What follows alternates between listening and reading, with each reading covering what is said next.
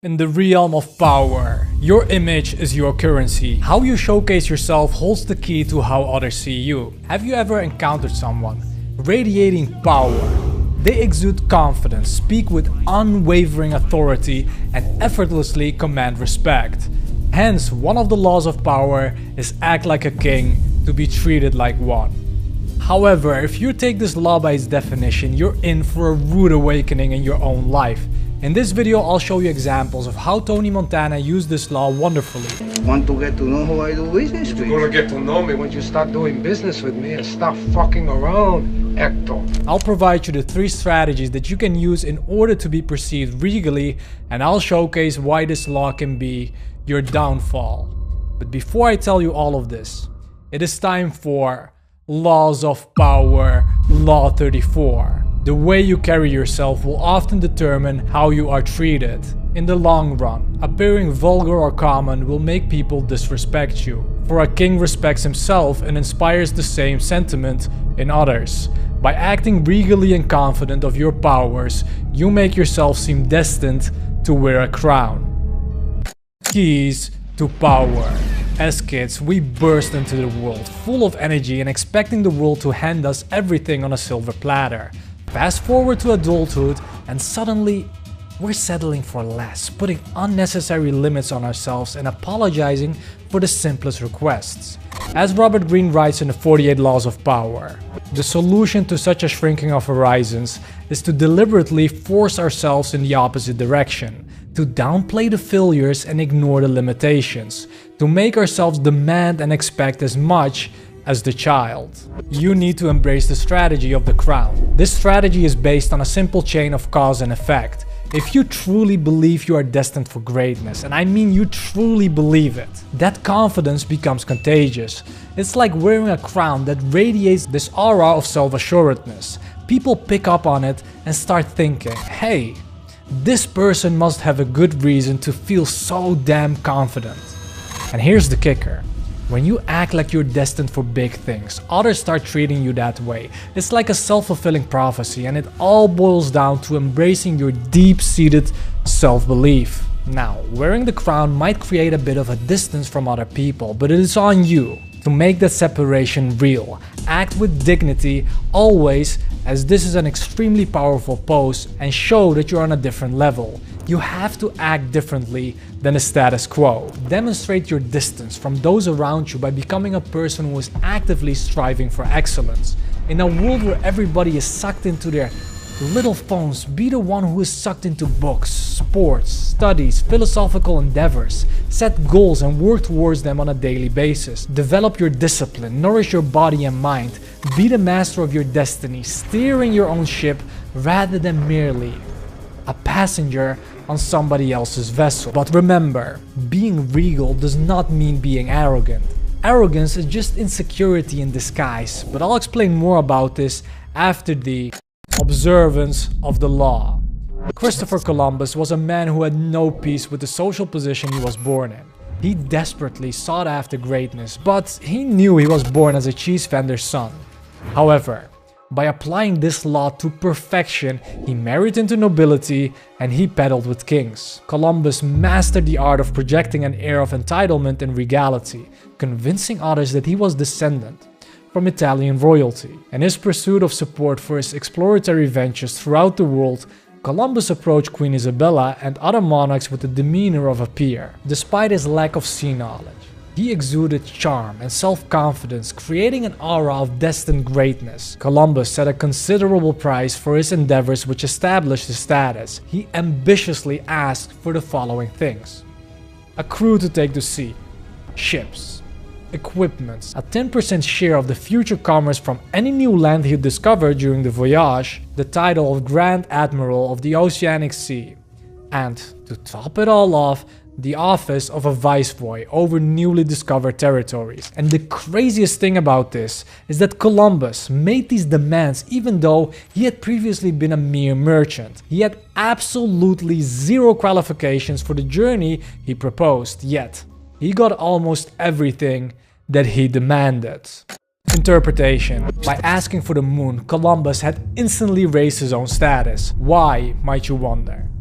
People assume that unless a man who sets such a high price on himself were either mad, which Columbus did not appear to be, or he must somehow be worth it. Take a page from Columbus's book. Regardless of what your starting position in life is, boldly aim for the stars, and others will perceive you as deserving of such lofty aspirations. Robert Greene outlines 3 strategies to teach you how to act like a king, so stick around to find out those 3 strategies. However, and truly wrap your head around this, guys, if acting like a king is all that you do, you are in for a rude awakening. And let me explain why. As mentioned before, being regal doesn't mean being arrogant. Arrogance is just insecurity in disguise. It's validating seeking behavior at its finest, which is the polar opposite of true royal demeanor. Can't talk to me like that. The king can do as he likes.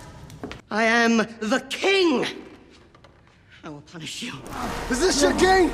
Huh? Is this your king? Nah, I'm your king. As you saw in that clip, it's the dysfunctional Shadow King who thinks and behaves in that manner. He's the one who's always out for himself, trying to dominate and manipulate others. It is the spirit of Scar in The Lion King. It's the king who strips the land of its resources and makes the land barren and unlivable. The first thing you need to accept is that you have an egotistical nature that needs to be balanced out. This egotistical nature that drives you can be used for good if you learn how. I'd highly recommend you reading King, Warrior, Magician, Lover.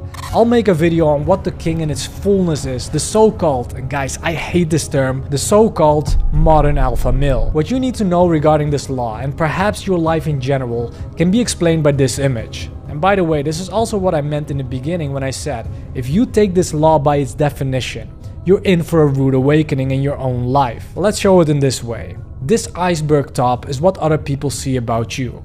If you learn the most confident and most powerful and awe-inspiring way to behave and show that in the world, which is exemplified by this gold line, but you do not work on who you truly are, people will get to know the real you eventually, and you'll get exposed for the lying filth that you are. True confidence, true self-power, and true excellence of character comes forth from your inner being.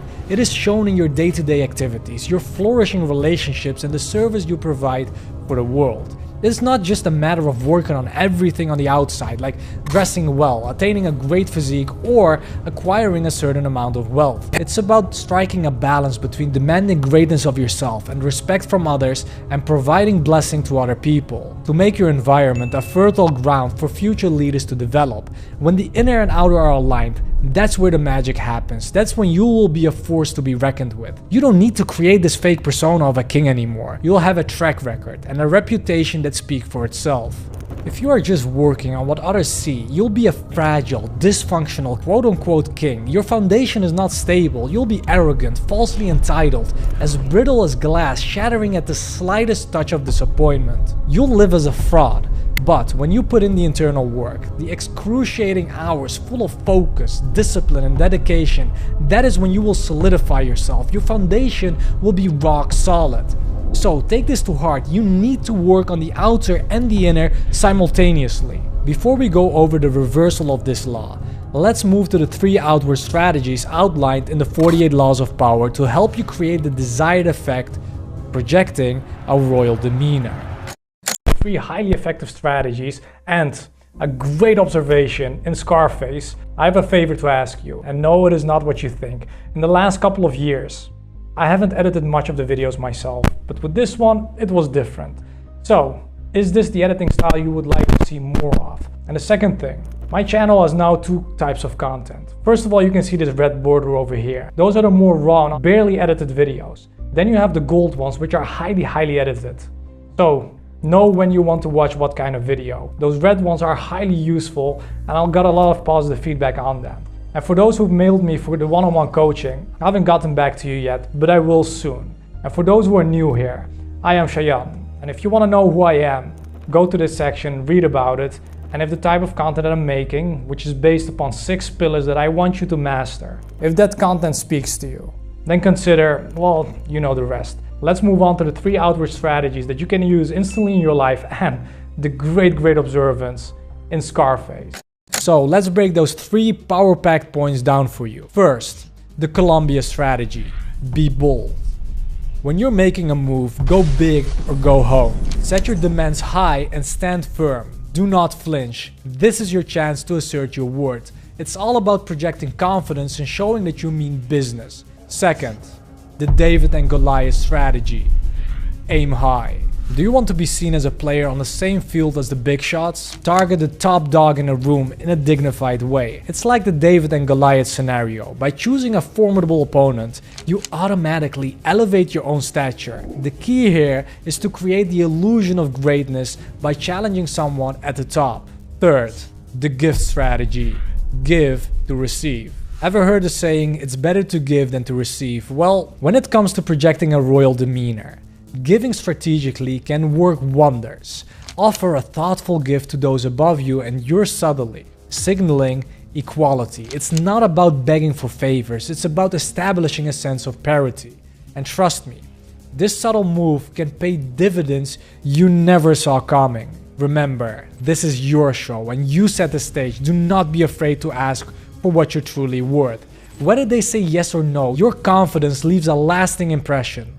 Respect will follow and the rewards may surprise you in ways beyond your imagination. This is your life, my friend, so own it regally. Reversal of the law. Robert Greene explains that the essence of projecting regal confidence lies in distinguishing yourself from others. Yet, you have to be cautious not to overdo it. Such excess can lead to your downfall. Never make the error of believing that humiliating others elevates your status. It's also unwise to position yourself too far above the crowd, as it makes you vulnerable, akin to the caution against the grass sticking out too much. There are situations when assuming an aristocratic post can be extremely perilous. Always remember to keep Law 1 in mind. Do not outshine the master, as this is often a law that gets transgressed when you're assuming you're some sort of a king. Remember, you have the ability to determine your own worth. The way you present yourself mirrors your self-perception. If you settle for less, display hesitation, and lower your head, others will interpret it as a reflection of your true character. However, remember that this demeanor is not your essence, it's simply the image you've chosen to project. You have the option to adopt the Columbus approach, exuding positivity, confidence, and the conviction that you are destined for greatness. Before I cover why this law can lead to your downfall, let's observe this law in the movie Scarface. Observance in Scarface.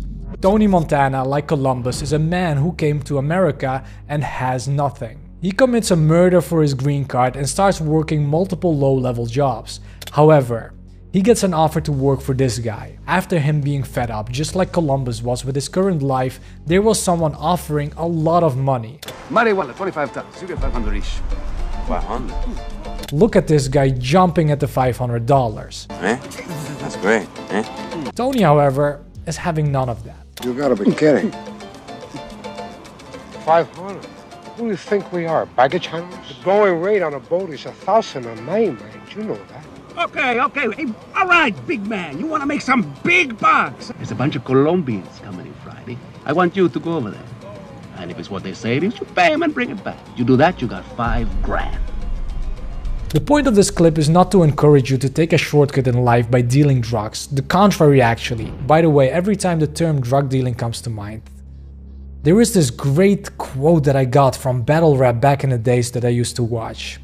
And the quote was something along the lines, is your money being long worth your lifespan being shorter? Just think about that, man. Is your money being long worth your lifespan being shorter? And this can be applied for many things in life, guys.